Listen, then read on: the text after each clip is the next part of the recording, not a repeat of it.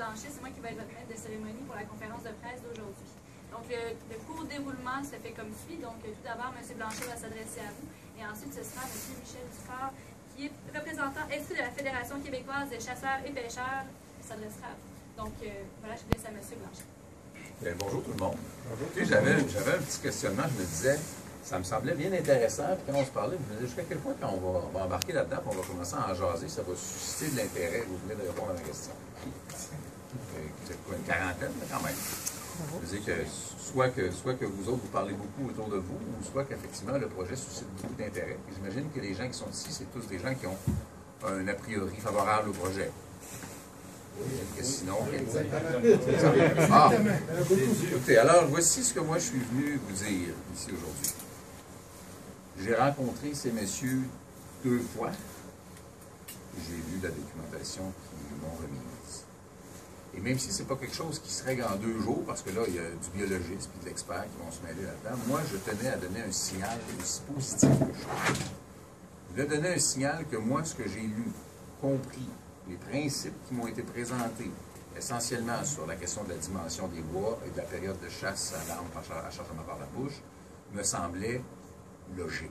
Pour moi, il y avait du gros bon sens. Et du gros bon sens qui justifiait au moins qu'on regarde la possibilité de faire un projet pilote. On regarde la possibilité de dire, écoutez, on y va, on l'essaye, on mesure le résultat, on regarde ce que ça donne par la suite. Moi, je peux donner l'élan politique à ça. Moi, je peux dire pour 2 titres. Je peux dire 1 parce que je suis ministre de la Faune, puis je peux dire 2 parce que je suis chez nous, dans mon comté. Je peux dire, écoutez, moi, je soutiens l'initiative. Ça, je peux faire ça. Et je pense que ça leur donne, passez-moi l'expression, ça leur donne une swing. Ça leur donne un tour au bâton sérieux. Ils sont sûrs d'être écoutés. Ils sont sûrs d'être entendus. Ils sont sûrs que s'il y a des portes qui viennent pour se fermer, je dois mettre le pied dedans. Il faut que ça reste ouvert et que les discussions aient lieu. Ce que ça ne dit pas, par contre, c'est pas vrai que le ministre va se mettre en travers du travail des experts qui sont des biologistes. Pour biologistes, je ne suis anthropologue. Donc, les experts qui sont des biologistes vont devoir travailler là-dedans. Les autorités du ministère vont devoir travailler là-dedans. Et là, il y a une espèce de nécessité que ces messieurs et les gens du ministère progressent, cheminent. Puis il y a des morceaux du projet, mais ça, ils en sont conscients, qui vont devoir être travaillés. Puis quand on a eu des meetings, moi, j'ai senti une belle ouverture. J'ai pas eu l'impression d'avoir affaire à des gars bloqués qui ont dit non, on ne veut rien savoir. J'ai senti une belle ouverture. J'ai senti que ça progressait. Et donc, je veux donner un message clair sur le fait que la réflexion, au sens très actif du terme, la réflexion pour aboutir à quelque chose va se faire et va effectivement devoir aboutir à quelque chose. Moi, je trancherai au bout de la ligne. Je ne m'engage pas sur le détail, même si j'ai tout lu. Ils savent déjà qu'il y a 2-3 éléments que même moi, j'ai dit, moi, ça, je ne suis pas sûr pour telle raison, ça, je ne suis pas sûr pour telle raison. Mais là, il y avait des questions de permis. Puis là, il y a plusieurs arguments qui passaient d'un bord à l'autre de la table. Puis moi, je disais, c'est bon, oups, ça aussi, c'est intéressant. Puis il faut prendre les bonnes décisions, mais ce n'est pas quelque chose qui va empêcher le projet, les permis. Les grandes lignes, les grands principes de ça, puis dans quelle zone ça va se faire. Puis il y a du travail technique. J'ai rarement vu des gens sans que ce soit leur métier, ils sont arrivés avec un projet aussi structuré, articulé, pas pognable, là. On peut poser n'importe quelle question à ces gars-là, ils ont toujours la réponse. Donc, moi, mon message, c'est ça. Je voulais faire ça avant. Je ne suis pas au courant de rien, mais mettons qu'il y a des élections. Mettons. Je voulais faire ça avant, parce que ça n'a rien à voir avec les élections. C'est pas un engagement, c'est un signal de la personne qui occupe la chaise, pendant qu'elle occupe la chaise, à l'environnement, puis à fond, de dire, on vous donne un élan là-dessus. Moi, je trouve ça important. C'est important, puis je me sens un devoir de le faire, parce que c'est mon monde, c'est ma gang, c'est ma région, c'est mon comté, puis ça a du bon sens. Moi-même, qui ne suis pas un biologiste, je pense que ça a un peu surpris les biologistes du ministère, parce que je leur ai redit les principes, qu'est-ce que ça avait comme impact sur le troupeau, puis tu connais ça, j'en connais assez pour avoir compris très bien ce que ça a comme impact, les mesures qui sont mises avant. Et eux peuvent dire ce qu'ils veulent. Ils peuvent vous donner le détail si vous avez des questions. Ça ne me commet pas, là. Ça ne m'engage pas ce qu'eux vous disent. Parce que ça fait partie de la réflexion que j'ai, mais ils peuvent aller aussi loin qu'ils veulent dans la description de leur projet. Ils peuvent vous dire ce qu'ils m'ont dit. Ils peuvent vous montrer ce qu'ils m'ont montré pour que vous voyiez jusqu'à quel point c'est avancé. Et ce sur quoi on va travailler pour aboutir, j'ai bon espoir, à quelque chose qui va être beaucoup mieux. Ça fait combien d'années que vous êtes là-dessus? 10. Je trouve ça fou. Excusez, là, moi, je trouve ça fou un peu. Là. J'ai pas la réputation d'être patient, puis attendre 10 ans pour faire atterrir quelque chose. Je pense que ça m'est jamais arrivé. Avais-tu des cheveux bruns avant, Luc? Non, mais c'est Oui, j'étais noir. Ah ben, tu il a commencé le tennis, puis là, tu es rendu avec les cheveux blancs, t'as lâché. Ça fait longtemps. Alors, messieurs, moi, je vous laisse la parole là, puis s'il y a des questions par la suite, ça me fera plaisir d'embarquer sur la glace. Vas-y, Michel. Bien, là, à force de rencontrer des gens, de discuter de gestion de Chevreuil avec eux autres, de lire sur des projets semblables qui avaient été faits ailleurs, de consulter. Il y a des gars parmi l'équipe qui ont monté le projet, François et Luc Brodeur, qui sont allés suivre des formations avec des biologistes aux États-Unis sur cette philosophie-là. Ce projet-là, c'est pas une improvisation, puis c'est pas une affaire qui vient de lui passer par la tête à la dernière minute.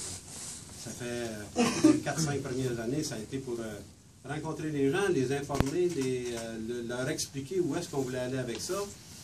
Ensuite de ça, ça a passé par une étape de discussion là, au niveau des tables fonds régionales, tables fonds nationales.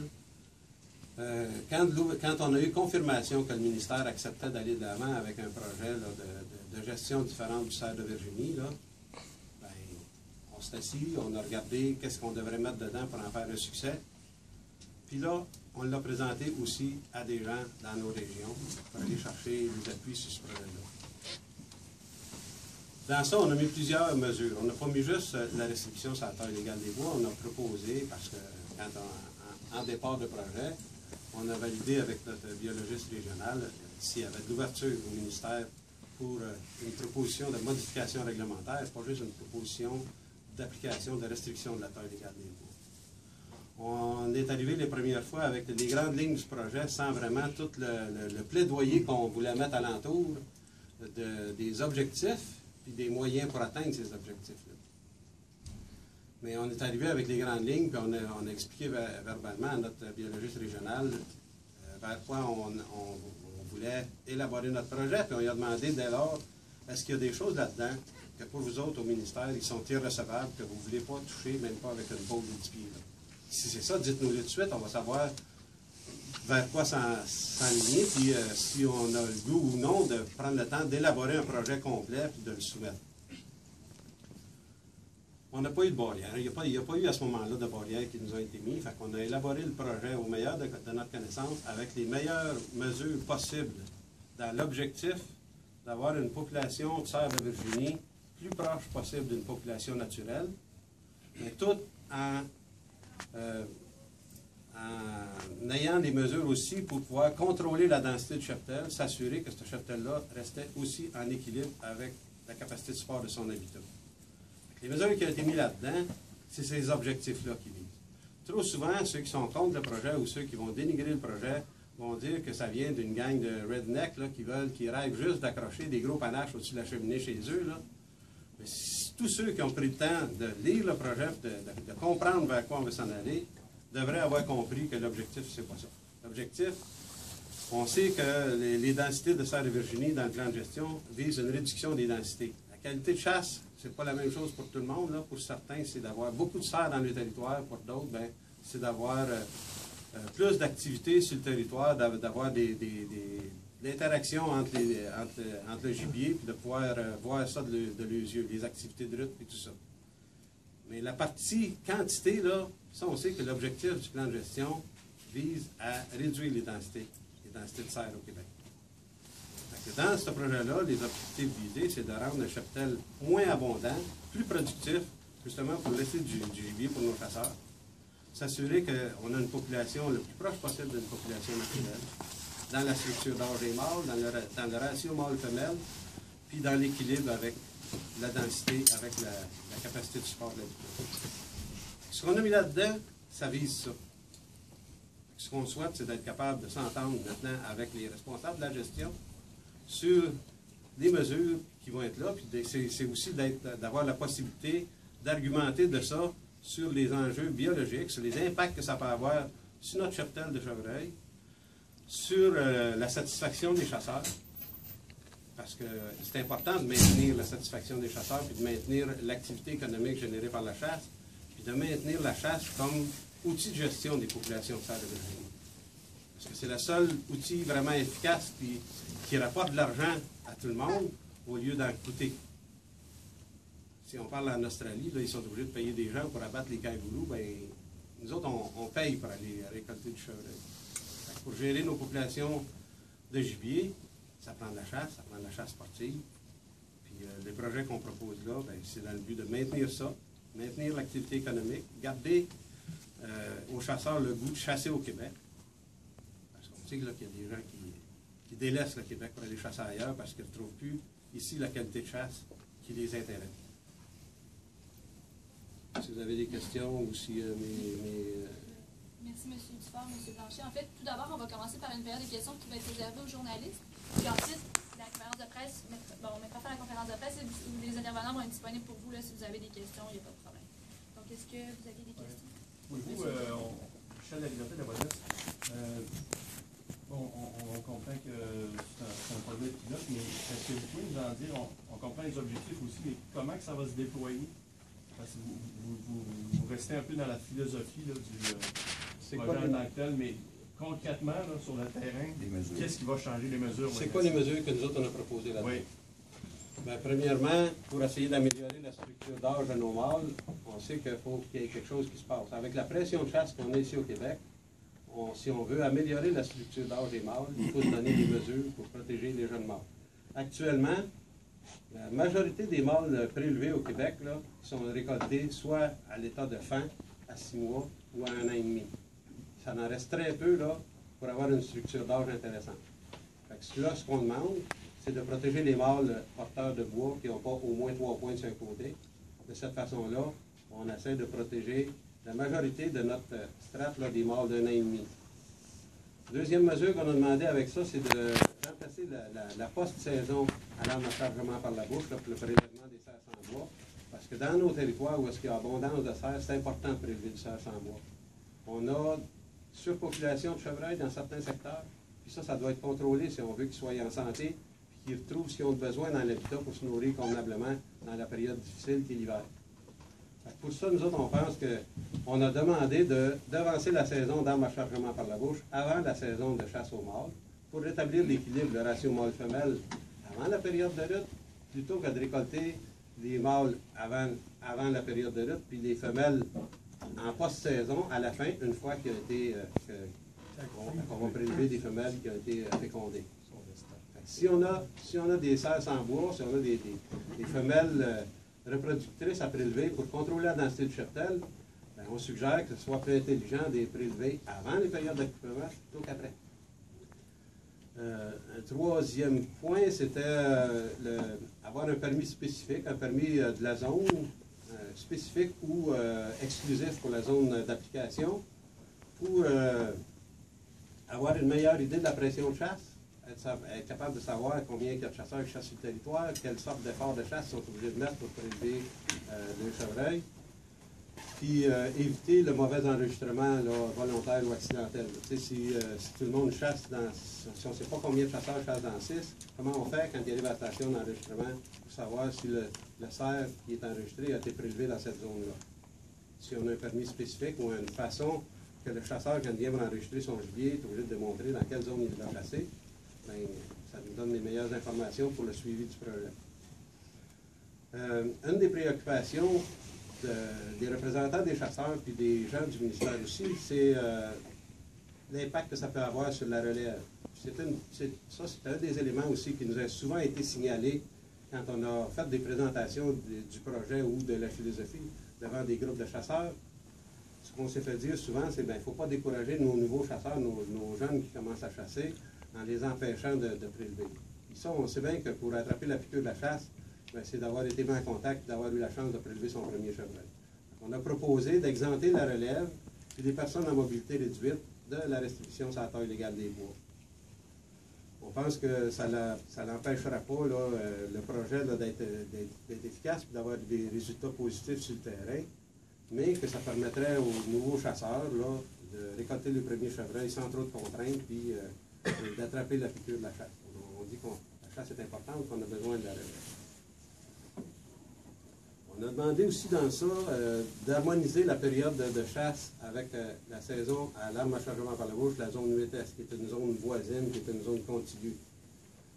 L'objectif de ça, c'est justement de laisser passer une partie du rythme, que l'accouplement se fasse, de prélever nos mâles un petit peu plus tard en saison. Puis aussi, d'éviter encore une fois des possibilités que les gens essayent de jouer au plus fin là, en prélevant dans une zone, en l'enregistrant dans une zone, parce que les périodes ne sont pas tout à fait les mêmes.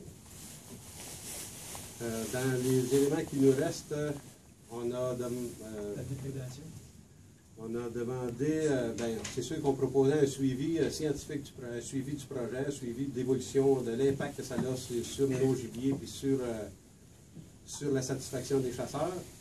Et dans le but que ça reste un projet qui ne coûte pas assez cher pour que les gens ne veulent pas le mettre en place, on a proposé de mettre à contribution des chasseurs volontaires qui participeraient là, à transmettre de l'information au ministère.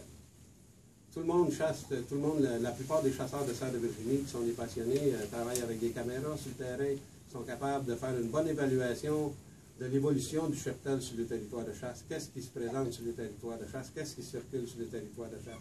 On proposait peut-être de mettre en place un carnet du chasseur que les gens pourraient répondre auquel ils pourraient répondre sur base volontaire pour dire, faire état de ce qu'ils ont observé pendant les périodes de chasse. L'évolution, on suggérait de mettre à profit la participation gratuite là, et bénévole des chasseurs pour ça. Les outils de réaction rapide.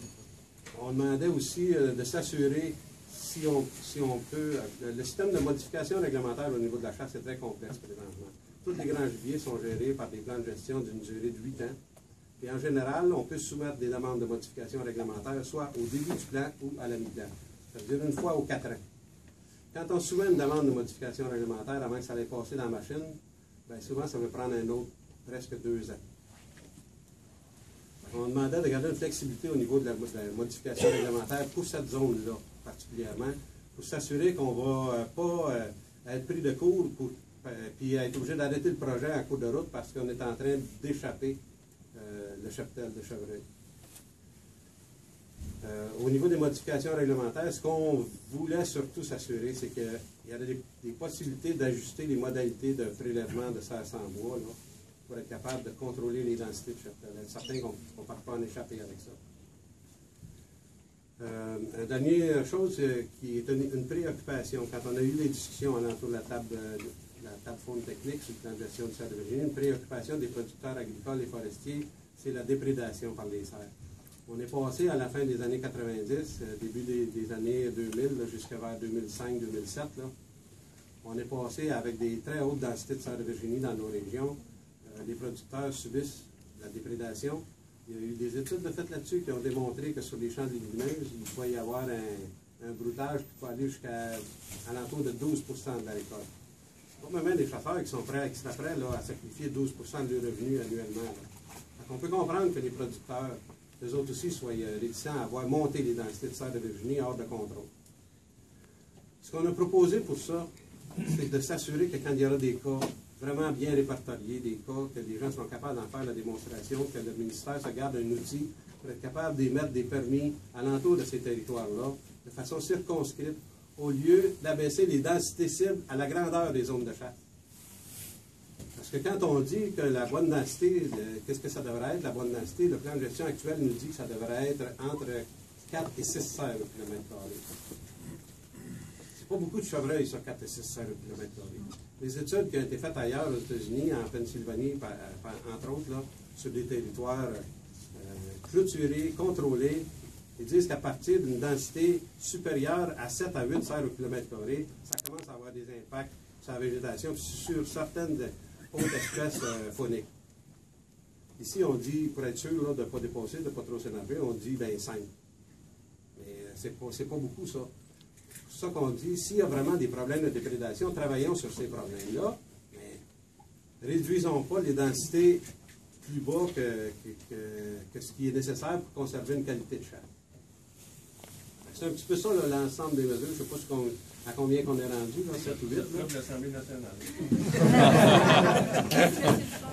En fait, moi, je me permets de revenir là-dessus. Donc, vous voyez, les grands principes comme tels, c'est la période de chasse à l'arbre à chargement par la bouche et la taille des bois.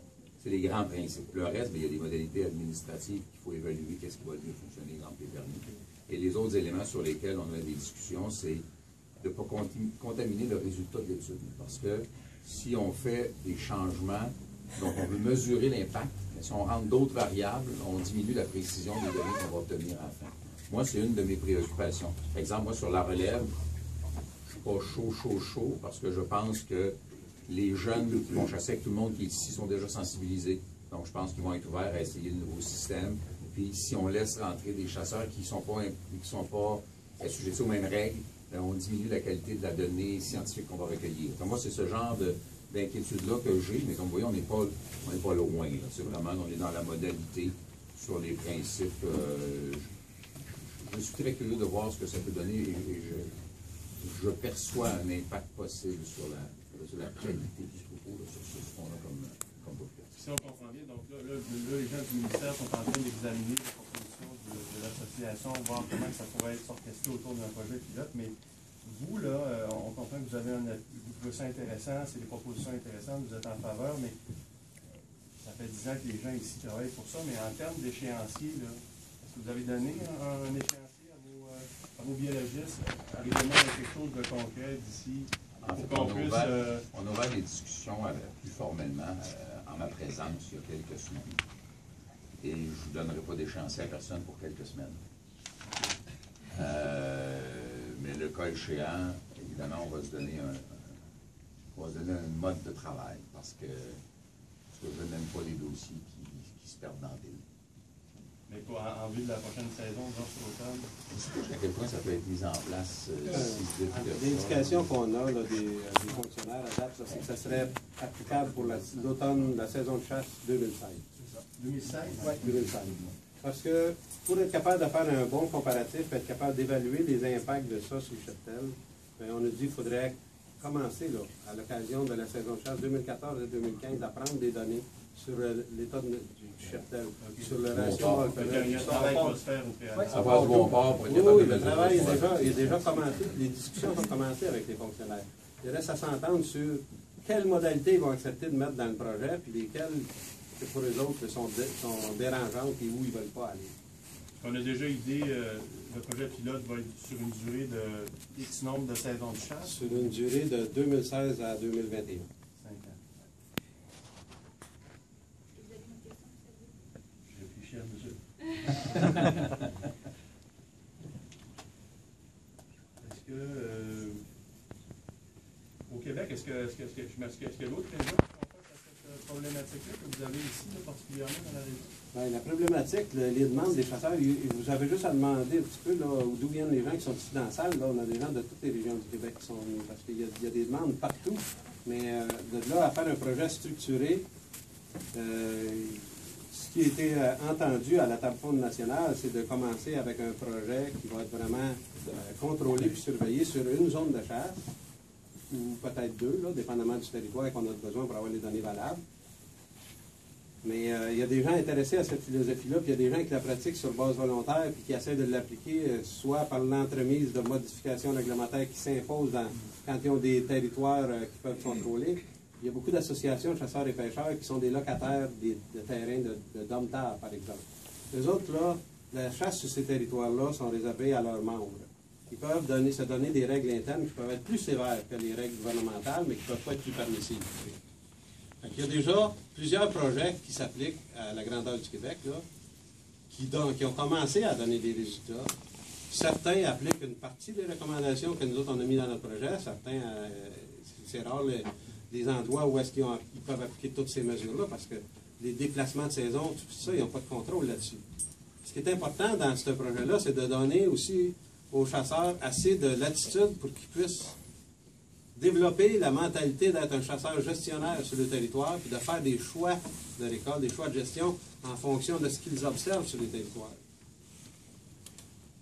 Sur la question réglementaire, d'ailleurs, je comprends que c'est long, ça paraît long, mais en un an, moi j'étais à l'environnement un an, j'ai signé au moins une douzaine de modifications réglementaires, mais sur différentes espèces. Différents territoires, différentes espèces, chasse, pêche.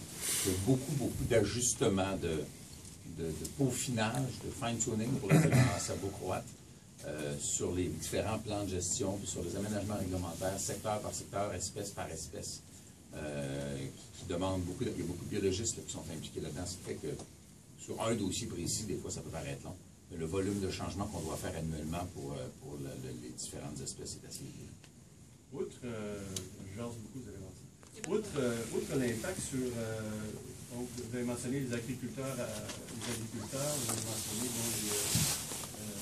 certaines frustrations des chasseurs, mais je sais que dans Brome-Missisquoi, ils ont beaucoup de problèmes aussi avec les accidents de la route. Hein. Est-ce que c'est un phénomène qui est vraiment circoncis ici et là, certaines sous-régions, où, selon vous, dans l'ensemble, ça devient une problématique là, en termes de sécurité routière? Moi, ce que je peux vous dire là-dessus, c'est qu'alentour des tables faune régionales, nationales, on n'a pas senti de pression de la part des compagnies d'assurance là-dessus. Par contre, les producteurs forestiers, les producteurs agricoles, les autres sont présents pour exprimer leur opinion là-dessus. S'il y a des interventions qui se font au niveau des accidents routiers, soit par la Sûreté du Québec ou non par les compagnies d'assurance, c'est pas de quoi là, qui est descendu jusqu'au niveau des tables faune régionales ou nationales. Peut-être plus, monsieur le ministre, là-dessus. J'ai toujours une hésitation à faire le parallèle. Je comprends que plus il y a une grande densité de chevreuils sur un territoire donné, plus il y a des risques d'impact sur la route. Mais quel est le bon niveau de coexistence entre l'occupation humaine et la densité de présence de chevreuils? Je pense que c'est sur les bases biologiques que ça s'établit. Si ça crée des impacts au niveau de la circulation, bien, je pense que c'est sur la circulation qu'il faut intervenir, non pas sur l'espèce. Et quand on joue avec ça, c'est des équilibres qui sont fragiles. Je vais prendre l'exemple de nos espèces. On a réintroduit le dindon sauvage. Ça semblait bien sympathique, mais là, il y a des agriculteurs qui trouvent ça moins le fun. Parce qu'effectivement, c'est pas commode, ces oiseaux-là. C'est pas facile à chasser. Ça magane un champ de maïs, puis c'est pas long au printemps. Donc là, on a adapté, on a prolongé la période de chasse. C'est l'avant-midi tout le temps, mais c'est 2 semaines de chasse au dindon sauvage au lieu d'1 semaine. Et normalement, on avait droit à une prise. Et maintenant, on va faire une prise, il faut retourner pour une deuxième prise. Ça ne peut pas être 2 dans la même journée. Donc, on a élargi les règles justement pour essayer de rétablir l'équilibre de cette population-là. Parce que c'est très populaire. Les chasseurs sont très heureux de pouvoir chasser le dindon sauvage. Les agriculteurs trouvent ça des fois un peu mal commode comme volaille à avoir dans les champs. D'où le peaufinage dont vous parlez. D'où le peaufinage. Il faut chercher l'équilibre tout le temps. Merci. Parfait. Donc, c'est ce qui met fin à la conférence.